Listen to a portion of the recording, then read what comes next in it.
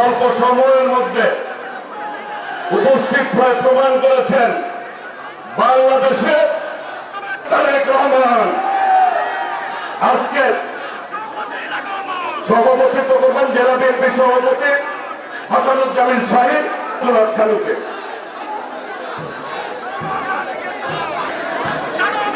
বিসমিল্লাহির রহমানির রহিম। এখন বক্তব্য রাখবেন ঢাকা সদর থানা বিএনপি সভাপতি মোহাম্মদ আব্দুল আলী। প্রধানমন্ত্রী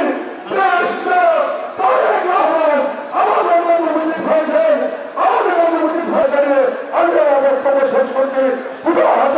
এই অনুষ্ঠানের প্রধান অতিথি আমাদের প্রিয় নেতা, বাংলাদেশের সক্রিয় নেতা, সবচেয়ে মুক্তি নেতা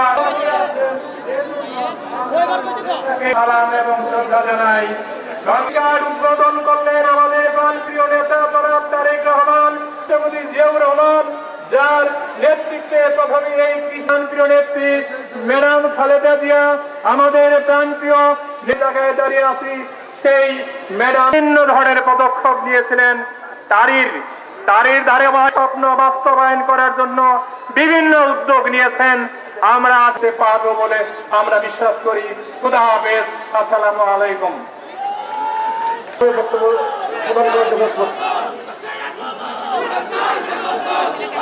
মাননীয় প্রধানমন্ত্রী সকল সঙ্গে মাননীয় মন্ত্রী উপদেষ্টা করেছিলেন। এই প্রেক্ষাপটে আমি উপাচার্য হিসাবে বিশ্ববিদ্যালয় নির্মাণের জন্য আপনার কাছে একই সঙ্গে বিশ্ববিদ্যালয় একাডেমিক ও সাংস্কৃতিক কার্যক্রমকে গতিশীল করতে একটি আধুনিক অডিটোরিয়াম নির্মাণ পরিহার্য। বাজারের যথাযথ সংরক্ষণ ও সৌন্দর্য বর্ধন প্রয়োজন। একই সঙ্গে গবেষণা ভিত্তিক শিক্ষা উদ্ভাবনকে এছাড়াও বিশ্ববিদ্যালয়ের জামাল দিকির সংস্কারের জন্য খেলার মাঠ সহিত সংস্কার ও আধুনিকায় অপরিহার্য। সহযোগিতা কামনা করে আমরা দৃঢ়ভাবে বিশ্বাস করি এই উদ্যোগগুলো বাস্তবায়িত হলে বাংলা ভাষা খবরের কাজ করে যাতে সবাই অভিষিক্ত করে। নতুন কথা শুরু করেছেন আমাদের প্রধানমন্ত্রী রাখবেন। আমরা এই প্রত্যাশা ব্যক্ত করে আজকে বক্তব্য দিতে আসি নাই, কথা শুনতে এসেছি। মাননীয় প্রধানমন্ত্রী বক্তব্য রাখবেন, আমরা তার কথা শুনব।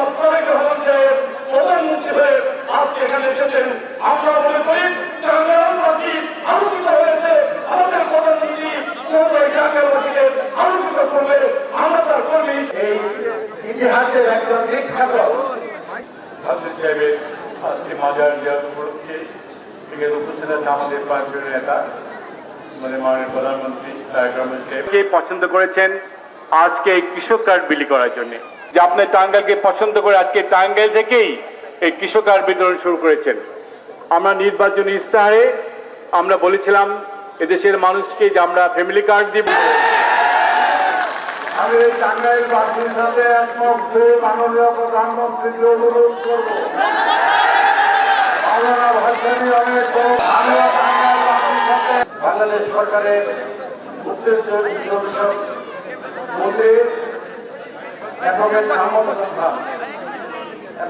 যার নেতৃত্বে আমরা 12ই ফেব্রুয়ারি নির্বাচনে ভূমিধস বিজয় পেয়েছি, যার নেতৃত্বে আমরা গণতন্ত্রের মন্ত্রীবর্গ, সংসদ সদস্যবর্গ, কেন্দ্রীয় নেতৃবর্গ এবং আমার সামনেও ভাগ্য শুভ নববর্ষে আমরা বাংলাদেশের মাননীয় প্রধানমন্ত্রীকে বসেন না যত শিক্ষা প্রতিষ্ঠান আনন্দিত, আপনার কাছে টাঙ্গাইলবাসী কৃতজ্ঞ।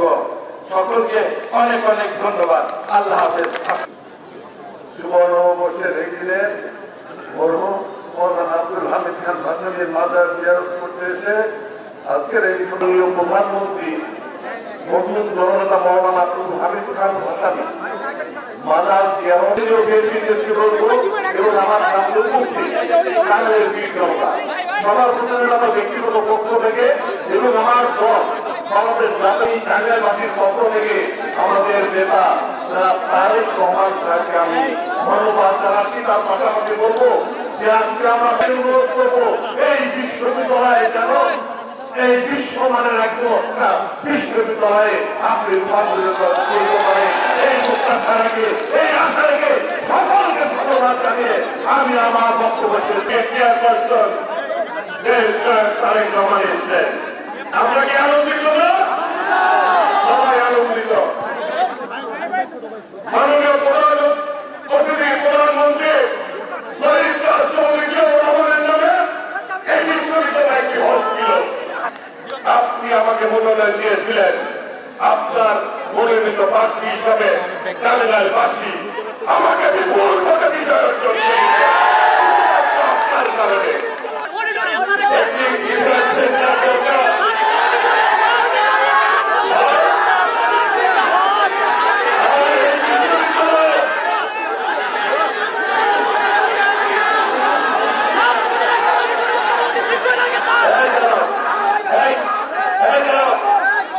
এই বিশ্ববিদ্যালয়ের একটি স্টেডিয়াম রয়েছে পিছনে। শহীদ রাষ্ট্রপতি জিয়াউর রহমানের নামে আমি খেলা উদ্বোধন করেছিলাম। এই স্টেডিয়ামটি সবাই চায় এটি উন্নত মানের হোক। জায়গা রয়েছে। আমি আপনার হাত ধরে বিসমিল্লাহির রহমানির রহিম।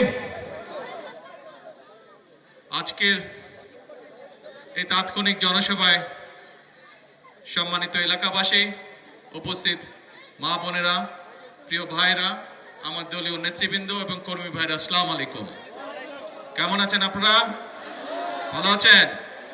আজকে কি দিনটা কি? পয়লা বৈশাখ।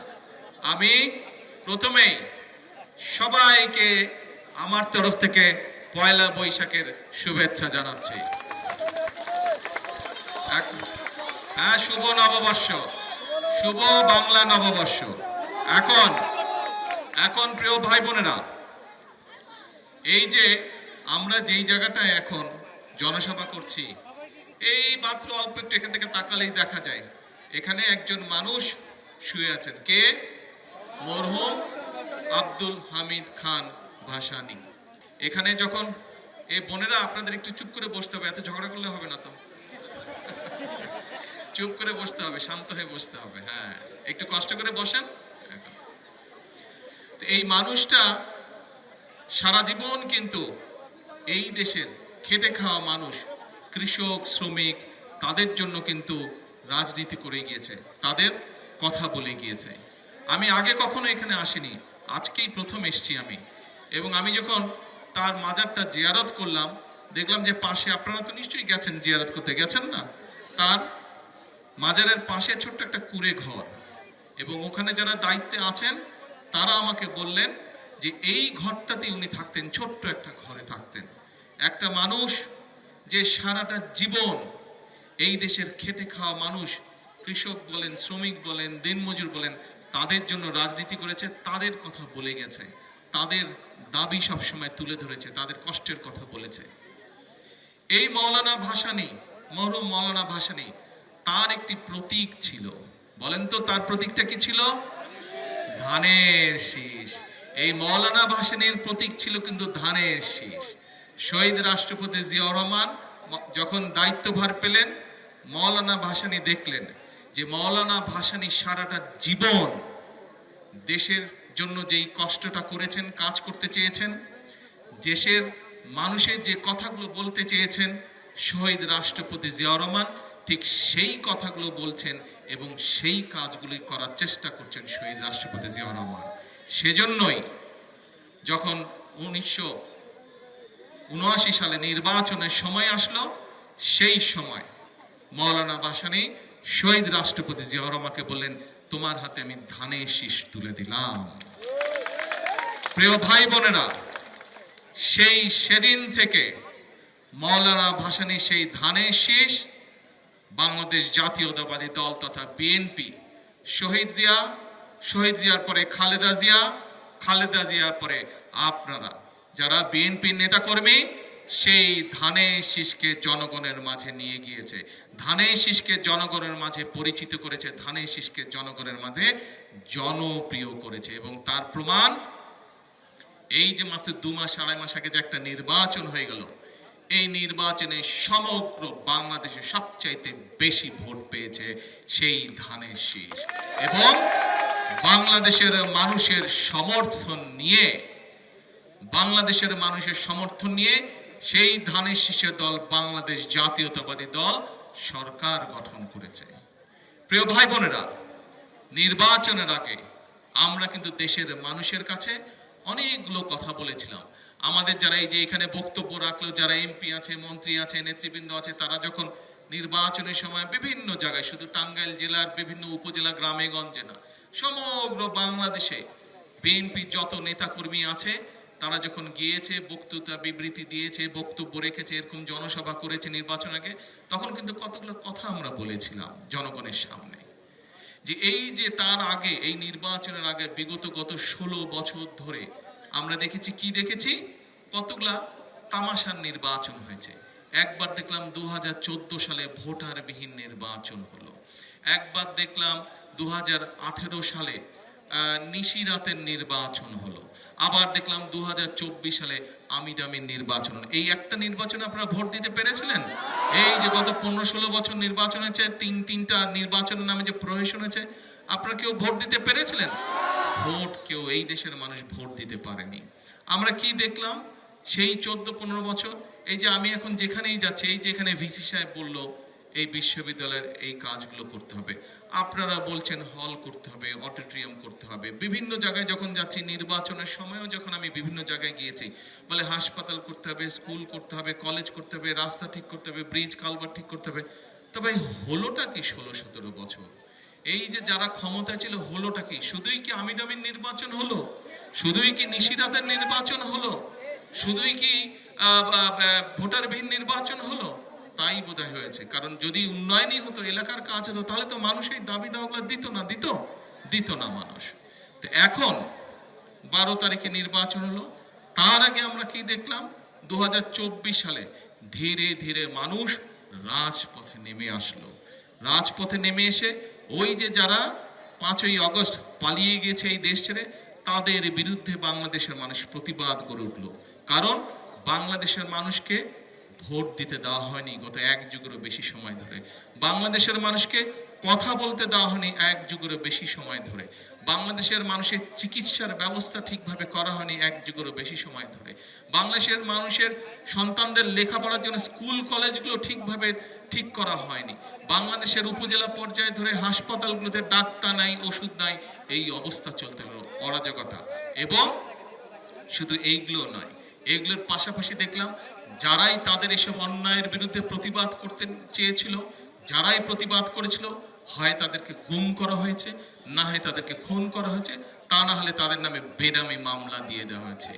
বিএনপির লক্ষ লক্ষ, হাজার না ভাই, হাজার না, লক্ষ লক্ষ নেতাকর্মীর নামে, প্রায় 60 লক্ষ বিএনপির নেতাকর্মীর নামে মিথ্যা গায়েবী মামলা দেওয়া হয়েছিল। এখানেও বিএনপির অনেক নেতাকর্মী আছেন যাদের নামে গায়েবী মামলা ছিল, আছে না? হাত তুলতে বলেই পাওয়া যায়, ওই যে দেখেন কতজন হাত তুলছে। গায়েবী মামলা দেওয়া হয়েছিল সেই সময়। এইভাবে করে মানুষের উপর অত্যাচার, নির্যাতন হলো। আমরা কি দেখলাম? 2024 সালের জুলাই আগস্ট মাসে আমরা দেখলাম যে মানুষ প্রতিবাদ হিসেবে রাস্তায় বের হয়ে আসলো। কিন্তু তার বিপরীতে আমরা দেখলাম সেই যে যারা পালিয়ে গেছিল, তারা তাদের লোকজনকে দিয়ে পাখির মতন করে গুলি করে মানুষকে হত্যা করলো। শুধু মানুষকে হত্যা করে নাই, ইউনিসেফ আছে যে জাতিসংঘের হিসাব মতে প্রায় 60 জনের বেশি শিশুকে পর্যন্ত সেদিন হত্যা করা হয়েছিল। নিষ্পাপ শিশুদেরকে হত্যা করা হয়েছিল সেদিন। মানুষের প্রতিবাদ, বিক্ষোভ, ক্ষোভের মুখে আমরা দেখলাম 5ই আগস্ট সেই যে স্বৈরাচার ছিল, সেই যে ফ্যাসিবাদ ছিল, আমরা দেখলাম কিভাবে দেশ ছেড়ে এই দেশ থেকে তারা পালিয়ে গেল। এমন ভাবে তারা পালালো, তাদের মন্ত্রী উজিন্নাজি তো পালালো, খোদ তারা যে বাইতুল মসজিদে যে খতিব দিয়েছিল, সেই খতিব পর্যন্ত পালিয়ে গেল, মসজিদের ইমাম সাহেব পর্যন্ত পালিয়ে। এই ছিল অবস্থা। মানুষের উপরে কতটা নির্যাতন, কতটা জুলুম করলে কেউ এত ভয়ে পালাতে পারে, এবং মানুষের উপর কতটা নির্যাতন, জুলুম করলে পরে মানুষ এত বিক্ষুব্ধ হতে পারে। প্রিয় ভাই বোনেরা, 5ই আগস্টের পরের কি ইতিহাস, কি ঘটনা কম বেশি আপনারা জানেন। যে এই বাংলাদেশের মানুষ ভোটের দাবিতে, তাদের রাজনৈতিক অধিকার প্রতিষ্ঠার দাবিতে, তাদের অর্থনৈতিক অধিকার প্রতিষ্ঠার দাবিতে বিগত 1 যুগেরও বেশি সময় ধরে আন্দোলন সংগ্রাম করেছিল। আল্লাহর রহমতে সেই স্বৈরাচার পালিয়ে গেল দেশ ছেড়ে, ফ্যাসিবাদ পালিয়ে গেল, আসলো পরিবর্তন দেশে। মানুষ আশায় বুক বাঁধল। সকল রাজনৈতিক দলগুলো যারা রাজনীতি করতে চেয়েছে, যারা এত বাধার মুখেও মানুষের কথা বলতো, দেশের কথা বলতো, মানুষের বাক স্বাধীনতার কথা বলতো, মানুষের রাজনৈতিক স্বাধীনতার কথা বলতো, অর্থনৈতিক স্বাধীনতার কথা বলতো, সেই রাজনৈতিক দলগুলো নির্বাচনে অংশগ্রহণ করলো। নির্বাচন হলো, বাংলাদেশের মানুষ সেই নির্বাচনে 12ই ফেব্রুয়ারি নির্বাচনে বাংলাদেশের মানুষ ভোটও দিল, সংসদ প্রতিষ্ঠিত হলো, সরকার গঠিত হলো। এখন সংসদ চলছে, সরকার চলছে। এই যে নির্বাচন হলো 12 তারিখে, এই নির্বাচনের আগে আমরা বাংলাদেশ জাতীয়তাবাদী দল বিএনপি আমরা দেশের মানুষের ভাগ্যের পরিবর্তনের জন্য, দেশের ভাগ্যের পরিবর্তনের জন্য আমরা কতগুলো কথা মানুষকে বলেছিলাম। এই যে আজকে আমি টাঙ্গাইলে এসেছি, আমি কি শুধু এই জনসভা করার জন্য এই টাঙ্গাইলে এসেছি?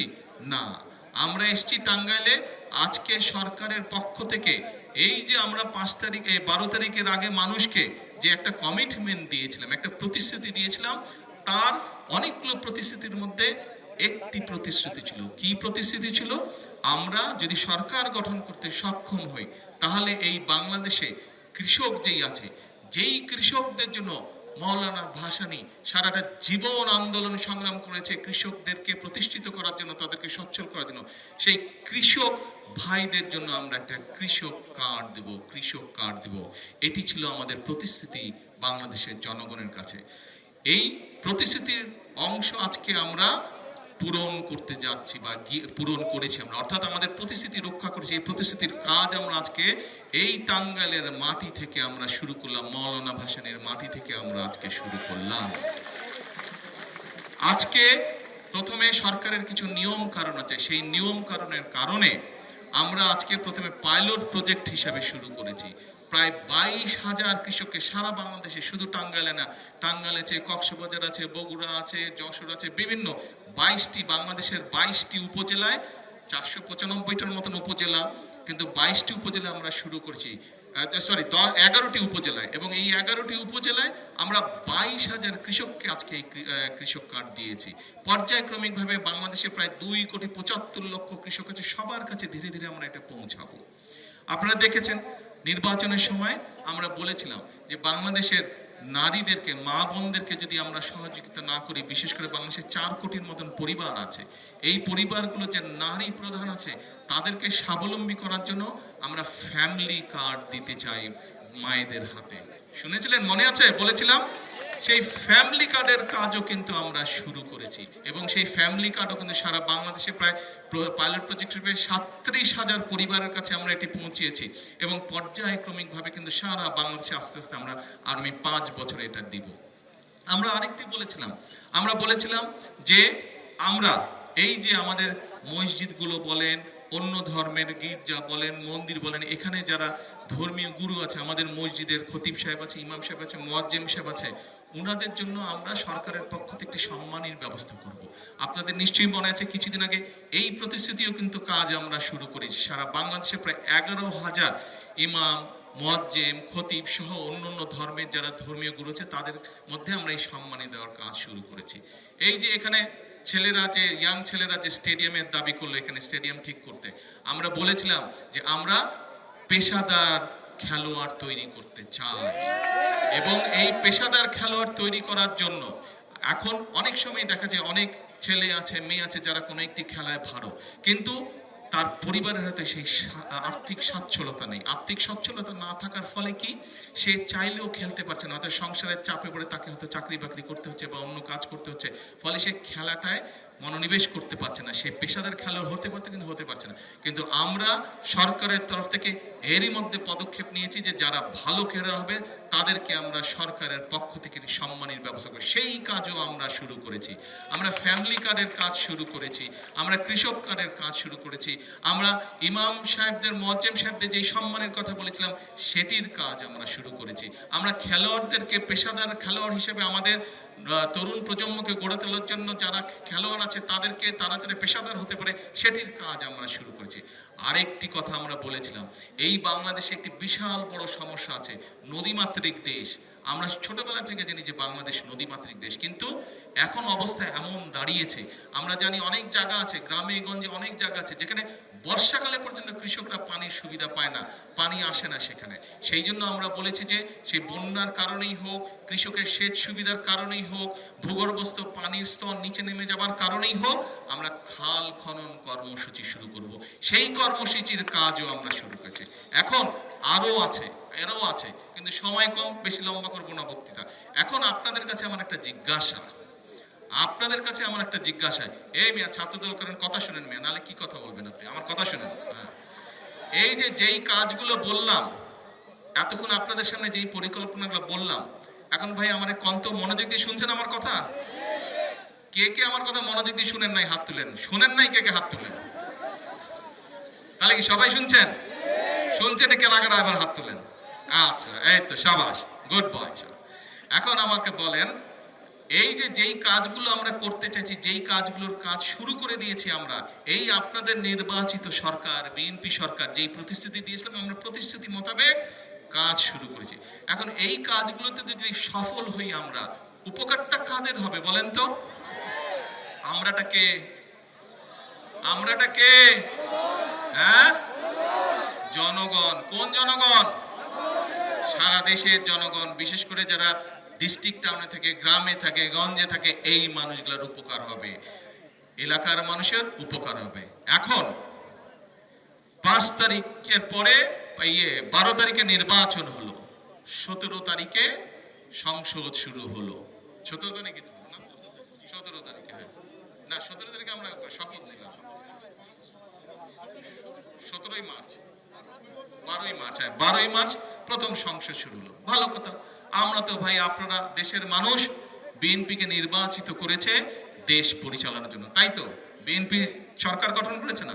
এখন যাদেরকে মানুষ ভোট দেয়নি তারা তো বিরোধী দলে বসবে, তাই তো নিয়ম, সংসদের নিয়ম তো তাই। যাদেরকে মানুষ বেশি ভোট দেয়নি, অল্প ভোট দিয়েছে, তারা তো বিরোধী দলে বসবে।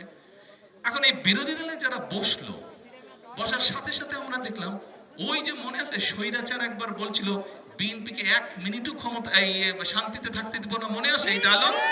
মনে আছে? এই যে খালেদা জিয়া যখন একবার সরকার গঠন করলো, তখন ওই পাশে যারা বিরোধী দলে ছিল তারা বললো যে 1 মিনিটও বিএনপিকে শান্তিতে থাকতে দিব, একদম সংসদে বলছিল, মনে আছে? একদম পত্রিকার পাতায় আছে। ও বাবা, আমরা দেখি যে এখন যারা বিরোধী দলে বসছে এরাও একই কাজ শুরু করে দিয়েছে। ওই যে স্বৈরাচারের ভূত এদের উপরে আসর করে গেছে, আমরা যেই কাজগুলো করতে চাচ্ছি দেশের জন্য, আপনারা তো নিজেরা, এই যে হাজার হাজার লোক এখানে উপস্থিত, আপনারা প্রত্যেকটা মানুষ হাত তুলে বললেন যে বিএনপি সরকার এই কাজগুলো সঠিকভাবে করতে পারলে কার সুবিধা হবে? জনগণের উপকার হবে। এই কাজগুলোকে বাধাগ্রস্ত করার জন্য তারা কি শুরু করলো? বিভিন্ন রকম তারা কায়দা শুরু করলো। তারা বলে সনদ পাশ করতে হবে, এই করতে, ওই করতে হবে। দেখুন, এই যে ইন্টারিম গভর্নমেন্ট যে ছিল, ডক্টর ইউনূসের যে গভর্নমেন্ট ছিল, সরকার ছিল, তারা কি করলো? তারা একটি সংস্কার কমিশন গঠন করলো। কিন্তু বাংলাদেশের সংস্কারের প্রস্তাব সবচেয়ে প্রথম কে দিয়েছিল বলেন তো? বিএনপি দিয়েছিল 2016 সালে। এই যে সংস্কার কমিশন যে ডক্টর ইউনূসের গঠন করেছিল যখন, তারপরে যে বিএনপি সহ বিভিন্ন দলকে যে ওখানে আমন্ত্রণ জানিয়েছিল, সেখানে যা আলাপ হয়েছে, যত সংস্কারের বিষয় আলাপ হয়েছে, তার 80 to 85% সংস্কার প্রস্তাব বিএনপি সবচেয়ে প্রথমে দিয়েছিল। এবং কার নেতৃত্বে দিয়েছিল? দেশনেত্রী বেগম খালেদা জিয়ার নেতৃত্বে 2016 সালে এই সকল প্রস্তাব বিএনপি দিয়েছিল। তারপরে শুধু তাই নয়, 2023 সালে বিএনপি আবার, সেই সময় আন্দোলন চলছে, আন্দোলনে বিএনপির সাথে যেই দলগুলো ছিল সেই সকল দলকে সাথে নিয়ে বিএনপি 31 দফা দিয়েছে। 31 দফা মনে আছে না আপনাদের? 31 দফা দিয়েছে। আমাদেরকে যখন সেই সংস্কার কমিশনের দাওয়াত দেওয়া হলো, ভাই আমরা যা করব আমরা জনগণের সামনে একদম জোর গলায় বলেছে যে আমরা এই করব, যাতে আমরা দ্বিমত পোষণ করি। আর ভাই, গণতন্ত্রের নিয়মিত হচ্ছে আমার কোনো ব্যাপারে মত থাকবে, কোনো ব্যাপারে দ্বিমত থাকবে, সেটা তো সমস্যা নাই। দ্বিমত আপনার সাথে থাকতেই পারে আমার, কিন্তু দ্বিমত থাকলে আমরা সেটি আলোচনা করব। আপনি আপনার পয়েন্ট বলবেন, আমি আমার পয়েন্ট বলবো।